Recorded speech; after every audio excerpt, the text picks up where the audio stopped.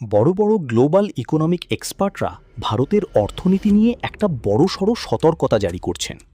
কিন্তু সত্যিই কি ভারতে কোনো মন্দা আসতে চলেছে? দেখুন, দোষটা ভারতের একার নয়।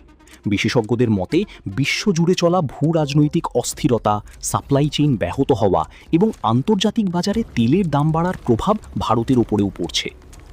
মূল্যবৃদ্ধি বা ইনফ্লেশন সাধারণ মানুষের পকেটে টান মারছে।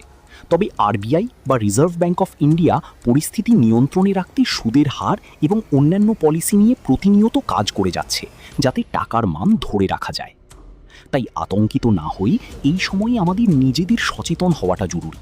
বিশেষজ্ঞরা বলছেন, এই পরিস্থিতিতে অপ্রয়োজনীয় খরচ কমানো এবং হুজুগে পড়ে কোথাও বড় বিনিয়োগ না করাই বুদ্ধিমানের কাজ। মনে রাখবেন, সচেতনতাই যে কোনো সংকটের সবচেয়ে বড় হাতিয়ার। আপনার কি মনে হয়, ভারতের অর্থনীতি কি এই চাপ সামলে নিতে পারবে? কমেন্টে জানান, আর এমন তথ্যের জন্য চ্যানেলটি সাবস্ক্রাইব করুন।